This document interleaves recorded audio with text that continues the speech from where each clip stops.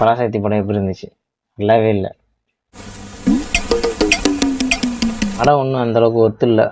ஊத்துக்கிச்சு அதுக்கப்புறம் தங்க இடம், நேரத்துக்கு சாப்பாடு, அதுக்குள்ள எல்லாரும் கலந்துக்கிட்டாங்களே. போட்டுக்கு நல்ல துணிமணி, கேட்கறப்பெல்லாம் காசு. அதான் போராட்டம் பண்றது குண்டில கொழுப்பேறி போய் கிடக்கு. இன்னைக்கு எவ்வளவோ தேவல என்னமா பேசிக்கிட்டு இருக்கே.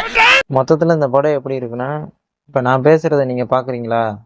பார்க்குற மாதிரியா இருக்கு? இல்லை, அப்படிதான் இருக்கு இந்த படம். இந்த படத்தில் ஜெயம் ரவி ஆகட்டும், சிவகார்த்திகேயன் ஆகட்டும், அதர்வா ஆகட்டும், 3 பேர் கேரக்டரும் நல்லா தான் இருந்துச்சு. 3 பேரோட நடிப்பும் நல்லா தான் இருந்துச்சு. நாங்க 3 பேரு, எங்களுக்கு பயம்ன்ற என்னடே தெரியாது. எங்க போனாலும் அங்க ஒரு கலக்குவோம் அந்த ஊரை. இந்த படத்தோட ஸ்டோரி பார்த்தீங்கன்னா 1953 1959 நடந்த ஒரு ரியல் ஸ்டோரி. அந்த ரியல் ஸ்டோரியை வச்சு தான் இந்த படத்துக்கான கதையை எடுத்திருக்காங்க. படத்தில் ஹிந்தி திணிப்பை பற்றி பேசியிருந்தாங்க. அது படத்தில் தமிழை வளர்க்கணும் அப்படின்னு சொல்லியிருந்தாங்க. பட் கதையை நல்லா வளர்த்துருக்கலாம். நாட்டுக்கு தேவை, அதனால் வந்திருக்கிறேன். ஹிந்தி திணிப்பு அது அப்போ நடந்தது ஓகே. அதை கொண்டு இப்போ இந்த ஜென்ரேஷனில் எடுத்து அது நல்லா இல்லை. படம் ஒன்றும் எவனும் பார்க்க மாட்டேன். இந்த படத்தில் ஹீரோயின் தேவையில்லை. ஹீரோயின் கேரக்டர் இது அவசியமே கிடையாது. ஜெயம் ரவி ஆக்டிங் நல்லா தான் இருந்துச்சு. அவர் வில்லன் ரோல் பண்ணியிருக்காரு. வில்லன் ரோல் பிரமாதமாக இருந்துச்சு.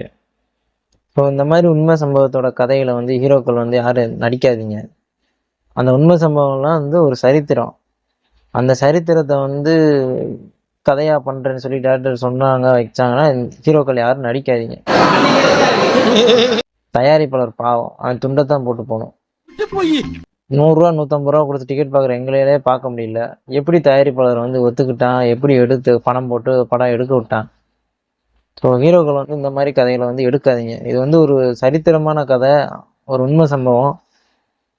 ஸோ அதை ரியலில் நடந்த ஒரு விதம் ஒரு இருக்கும். ஆனால் அதை ரீலாக பண்ணும்போது அது நல்லா இருக்காது. அடிச்சிருவேன், அடி ஒன்னு அடிக்கணும். இப்படி ரொம்ப கேட்கிறானே.